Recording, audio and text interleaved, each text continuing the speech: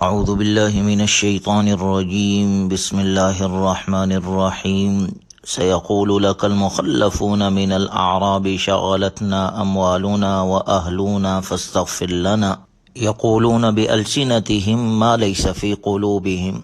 سورہ فتح کا دوسرا رکوع ہے۔ حدیبیہ کے سفر میں جب حضور اکرم صلی اللہ علیہ وسلم عمرے کے ارادے سے روانہ ہوئے تو تمام صحابہ کرام رضی اللہ عنہم اجمعین تو خود ہی بڑے اشتیاق کے ساتھ چلنے کے لیے تیار ہو گئے تھے، لیکن چونکہ یہ اندیشہ شروع ہی سے تھا کہ شاید قریش کے کافر لوگ راستہ روکے اور لڑائی کی نوبت آ جائے، اس لیے آپ علیہ الصلاۃ والسلام نے ایک بڑی جماعت کے ساتھ سفر کرنے کی غرض سے مدینہ منورہ کے آس پاس کے دیہات میں بھی یہ اعلان فرما دیا تھا کہ وہاں کے لوگ بھی ساتھ چلے۔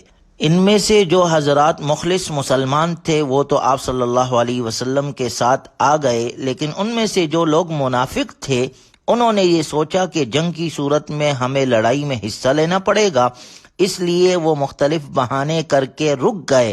اس آیت میں پیچھے رہنے والوں سے وہی منافقین مراد ہے، اور ان کے بارے میں یہ کہا جا رہا ہے کہ جب آپ علیہ الصلاۃ والسلام مدینہ منورہ واپس پہنچیں گے تو یہ لوگ بہانے کریں گے کہ ہم اپنے گھر کی مصروفیت کی وجہ سے، اپنے اہل و عیال کی وجہ سے آپ کے ساتھ نہیں جا سکے، اس لیے آپ ہمارے لیے مغفرت کی دعا کیجئے۔ یقولون بألسنتهم ما لیس فی قلوبہم، وہ اپنی زبانوں سے وہ باتیں کہتے ہیں جو ان کے دلوں میں نہیں ہوتی۔ قل فمن یملک لکم من اللہ شیئا ان اراد بکم ضرا او اراد بکم نفعا، آپ فرما دیجئے سو وہ کون ہے جو تمہیں اللہ سے بچانے کے لیے کسی بھی چیز کا اختیار رکھتا ہو، اگر وہ اللہ تمہیں نقصان یا نفع پہنچانا چاہے۔ یعنی تم جس سوچ کے ساتھ اپنے گھر میں رک گئے تھے کہ گھر میں رہنا فائدہ مند ہے اور حضور اکرم صلی اللہ علیہ وسلم کے ساتھ جانے میں نقصان ہے، حالانکہ فائدہ اور نقصان تو تمام تر اللہ تعالیٰ کے قبضے میں ہے۔ وہ نفع یا نقصان پہنچانے کا ارادہ فرما لے تو کسی کی مجال نہیں ہے کہ اسے روک سکے۔ بل کان اللہ بما تعملون خبیرا، بلکہ جو کچھ تم کرتے ہو اللہ تعالیٰ اس سے پوری طرح باخبر ہے۔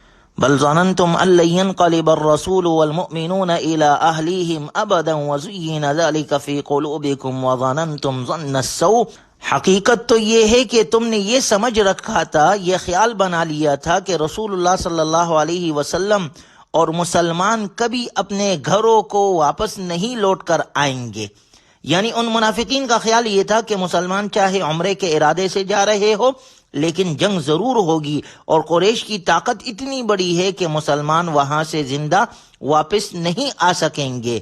وَزُيِّنَ ذَلِكَ فِي قُلُوبِكُمْ وَظَنَنْتُمْ ظَنَّ السَّوْءِ وَكُنْتُمْ قَوْمًا بُورًا، اور یہی بات تمہارے دلوں کو اچھی معلوم ہوتی تھی اور تم نے برے برے گمان کیے تھے، یعنی مسلمانوں کے بارے میں۔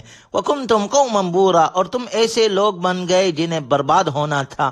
وَمَن لَّمْ يُؤْمِن بِاللَّهِ وَرَسُولِهِ، اور جو شخص اللہ اور اس کے رسول پر ایمان نہ لائے وہ یاد رکھے فَإِنَّا أَعْتَدْنَا لِلْكَافِرِينَ سَعِيرًا، کہ ہم نے کافروں کے لیے بھڑکتی ہوئی آگ تیار کر رکھی ہے۔ جبکہ ان منافقین کے مقابلے میں صحابہ اکرام رضی اللہ عنہم اجمعین کا ذکر کیا گیا کہ حدیبیہ کے سفر میں جس جانثاری اور اطاعت کے جذبے سے صحابہ نے کام لیا تھا، اللہ تعالیٰ نے ان کے صلے میں یہ وعدہ فرمایا تھا کہ مکہ مکرمہ کی فتح سے پہلے انہیں ایک اور فتح حاصل ہوگی جس میں بہت سا مال غنیمت بھی حصے میں آئے گا۔ اس سے مراد خیبر کی فتح تھی۔ اللہ نے ذکر فرمایا سَيَقُولُ الْمُخَلَّفُونَ إِذَا انطَلَقْتُمْ إِلَى مَغَانِمَ لِتَأْخُذُوهَا ذَرُونَا نَتَّبِعْكُمْ، اللہ کا ارشاد ہے جب تم مال غنیمت کے لینے کے لیے چلو گے تو یہ حدیبیہ کے سفر سے پیچھے رہنے والے منافقین تم سے کہیں گے کہ ہمیں بھی اپنے ساتھ چلنے دو۔ چنانچہ سن 7 ہجری میں جب آپ صلی اللہ علیہ وسلم خیبر کے لیے روانہ ہو رہے تھے اور صحابہ اکرام رضی اللہ عنہم اجمعین کو یقین تھا کہ اللہ کے وعدے کے مطابق خیبر ضرور فتح ہوگا اور وہاں سے مال غنیمت بھی حاصل ہوگا، تو اللہ تعالیٰ فرما رہے ہیں کہ جب یہ موقع آئے گا تو جو منافقین حدیبیہ کے سفر میں ہیلے بانے کر کے پیچھے رہ گئے تھے وہ خیبر کے سفر میں تمہارے ساتھ چلنا چاہیں گے، کیونکہ انہیں یقین ہو گیا ہے کہ اس سفر میں فتح بھی ہوگی اور مال غنیمت بھی ملے گا۔ لیکن آپ صلی اللہ علیہ وسلم سے فرمایا جا رہا ہے کہ ان کی یہ خواہش پوری نہ کرے اور انہیں ساتھ لے جانے سے انکار کر دے۔ یریدون ان یبدلوا کلام اللہ، وہ چاہیں گے کہ اللہ کی بات بدل دے۔ اللہ تعالیٰ نے آپ صلی اللہ علیہ وسلم کو پہلے ہی یہ حکم دے دیا تھا کہ خیبر کے سفر میں صرف ان حضرات کو شرکت کی اجازت دے جو حدیبیہ کے سفر میں آپ کے ساتھ تھے۔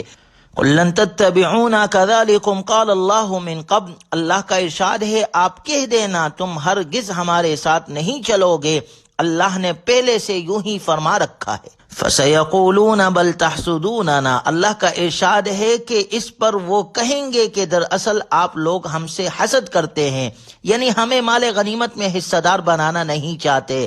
بل كانوا لا يفقهون الا قليلا، نہیں بلکہ حقیقت یہ ہے کہ یہ لوگ خود ہی ایسے ہیں کہ بہت کم بات سمجھتے ہیں، اصل میں یہ منافق ہیں۔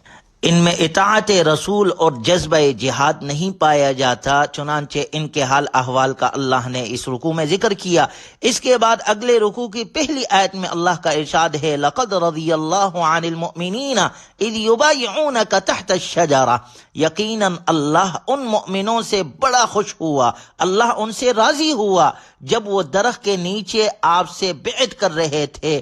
یہ اسی بیت رضوان کا ذکر ہے جو آپ صلی اللہ علیہ وسلم نے صحابہ اکرام رضی اللہ عنہم اجمعین سے حدیبیہ کے مقام پر ایک درخت کے نیچے لی تھی کہ جب حضرت عثمان کے شہادت کی افواہ پھیلی تو آپ صلی اللہ علیہ وسلم نے فرمایا ہم بدلہ لے کر جائیں گے، اور بعد میں وہ افواہ غلط ثابت ہوئی، لیکن اللہ نے ذکر کیا کہ اللہ تعالی ان حضرات سے راضی ہو گیا کہ ان حضرات نے یہ بیعت دل سے پورے عزم کے ساتھ کی تھی، وہ منافقوں کی طرح جھوٹا عہد کرنے والے نہیں تھے۔ فعلم ما فی قلوبہم، ان کے دلوں میں جو کچھ تھا وہ بھی اللہ کو معلوم تھا۔ فانزل السکینۃ علیہم واثابہم فتحا قریبا، اس لیے اللہ تعالیٰ نے ان پر سکینت اتار دی اور ان کو انعام میں ایک قریبی فتح عطا فرما دی، مراد فتح خیبر ہے۔ اس سے پہلے مسلمان دو طرفہ خطرے سے دوچار تھے۔ جنوب میں قریش مکہ کی طرف سے ہر وقت حملوں کا خطرہ رہتا تھا جس کا سد باب حدیبیہ کی صلح کے ذریعے سے ہوا، اور شمال میں خیبر کے یہود تھے جو ہر وقت مسلمانوں کے خلاف سازشوں کے جال بناتے رہتے تھے۔ اللہ تعالیٰ کا ارشاد ہے کہ مسلمانوں نے حدیبیہ کے موقع پر جس جانصاری اور پھر اطاعت کے جذبے کا مظاہرہ کیا، اس کے صلے میں اللہ تعالیٰ نے انہیں خیبر کی فتح عطا فرما دی، جس سے ایک طرف شمالی خطرے کا سدباب ہوگا اور دوسری طرف بہت سے مال غنیمت مسلمانوں کے قبضے میں آئے گا، اور اس کے نتیجے میں معاشی خوشحالی حاصل ہوگی۔ وَأُخْرَى لَمْ تَقْدِرُوا عَلَيْهَا قَدْ أَحَاطَ اللَّهُ بِهَا، اور ایک فتح اور بھی ہے جو ابھی تمہارے قابو میں نہیں ہے لیکن اللہ تعالیٰ نے اس کو اپنے احاطے میں لے رکھا ہے۔ اس سے مراد مکہ مکرمہ اور اس کے بعد حنین وغیرہ کے فتوحات ہے۔ اللہ تعالیٰ کے علم میں ہے اگرچہ ابھی مسلمان مکہ مکرمہ کو فتح کرنے کی حالت میں نہیں ہے، لیکن وہ وقت بھی آنے والا ہے۔ اللہ کا ارشاد ہے جب قریش مکہ خود حدیبیہ کے معاہدے کے خلاف ورزی کر کے اسے توڑ دیں گے، اور اس کے بعد مسلمانوں کے لیے فتح مکہ کا راستہ کھل جائے گا اور اس کے بعد حنین وغیرہ کی فتوحات حاصل ہوگی۔ یہ ساری بشارتیں سنائی جا رہی ہے۔ وَكَانَ اللَّهُ عَلَى كُلِّ شَيْءٍ قَدِيرًا، اور اللہ ہر چیز پر پوری طرح قادر ہے۔ لقد صدق اللہ رسولہ الرؤیا بالحق، حقیقت یہ ہے کہ اللہ نے اپنے رسول صلی اللہ علیہ وسلم کو سچا خواب دکھایا ہے جو واقعے کے بالکل مطابق ہے۔ لتدخلن المسجد الحرام انشاء اللہ آمینین، تم لوگ انشاءاللہ ضرور مسجد حرام میں اس طرح امن و امان کے ساتھ داخل ہوگے۔ اس آیت مبارکہ میں آپ علیہ الصلوۃ والسلام کے اس خواب کا ذکر ہے کہ آپ نے جو دیکھا کہ آپ عمرہ کر رہے ہیں، تو نبی کا خواب وہی ہوتا ہے، اور عمرے کے بغیر واپس ہو جانا اس خواب کے مطابق نہیں ہے۔ تو اس آیت مبارکہ میں اس خیال کا یہ جواب دیا گیا ہے کہ وہ خواب یقیناً سچا تھا جو اللہ کی طرف سے تھا، لیکن اس میں مسجد حرام میں داخل ہونے کا کوئی وقت متعین نہیں کیا گیا تھا۔ اب وہ خواب سچا ہے، اور اگرچہ اس سفر میں عمرہ نہیں ہو سکا، لیکن انشاءاللہ وہ خواب عن قریب پورا ہوگا۔ چنانچہ اگلے سال وہ پورا ہوا۔ آپ صلی اللہ علیہ وسلم نے اور صحابہ اکرام نے اطمینان کے ساتھ عمرہ ادا فرمایا۔ سورت کے اختتام میں 3 امور بیان کیے گئے ہیں۔ پہلے نمبر پر ارشاد باری تعالیٰ ہے، هو الذی ارسل رسولہ بالہدی ودین الحق لیظہرہ علی الدین کلہ۔ وہی اللہ ہے جس نے رسول اللہ صلی اللہ علیہ وسلم کو ہدایت اور دین حق دے کر اس لیے بھیجا ہے تاکہ آپ صلی اللہ علیہ وسلم اسے سارے ادیان پر غالب کر دے، اور انشاءاللہ یہ دین اسلام سب ادیان پر غالب ہو کر رہے گا۔ جہاں تک علمی اور برہانی غلبے کا تعلق ہے، وہ تو آج بھی دین اسلام کو ادیان عالم پر حاصل ہے۔ دوسرے نمبر پر ارشاد ہے، محمد الرسول اللہ والذین معہ اشداء علی الکفار رحماء بینہم۔ محمد صلی اللہ علیہ وسلم اللہ کے رسول ہے، اور جو لوگ ان کے ساتھ ہیں وہ کافروں کے مقابلے میں سخت اور آپس میں ایک دوسرے سے رحم دل ہے۔ یہ صحابہ کی صفت تھی۔ اللہ ہم میں بھی یہ صفت پیدا فرمائے کہ ہم ایک دوسرے کے لیے رحم دل ہو اور دشمنان اسلام کے خلاف ہم سخت ہو۔ آگے صحابہ اکرام کی دوسری صفت بیان فرمائی گئی، تراہم رکعا سجدا، کہ اس حال میں آپ دیکھیں گے انہیں کبھی رکوع کیے ہوئے ہیں، کبھی سجدہ کیے ہوئے ہیں۔ اس میں کثرت نماز پڑھنا اور نمازوں پر مداومت کرنا یہ صحابہ کا عمل تھا۔ اللہ ہمیں بھی نصیب فرمائے۔ تیسری صفت، یبتغون فضلا من اللہ ورضوانا، کہ یہ حضرات اللہ کا فضل اور اس کی رضامندی تلاش کرتے ہیں۔ جو عمل اختیار کرتے ہیں اس کے ذریعے سے کوئی دنیاوی مقصد سامنے نہیں، ان کے اعمال اللہ کا فضل تلاش کرنے اور اللہ کی رضامندی حاصل کرنے کے لیے ہے۔ اللہ ہم نے بھی یہ صفت پیدا فرمائے۔ سورت کے اختتام میں اللہ کا ارشاد ہے، وعد اللہ الذین آمنوا وعملوا الصالحات منہم مغفرۃ واجرا عظیما، جو ایمان لائے ہیں اور انہوں نے نیک عمل کیے ہیں، اللہ نے ان سے مغفرت اور زبردست ثواب کا وعدہ کر لیا ہے۔ اللہ ہمیں بھی ان میں شامل فرمائے اور قرآنی تعلیمات پر عمل کرنے والا بنائے۔ وآخر دعوانا ان الحمد للہ رب العالمین۔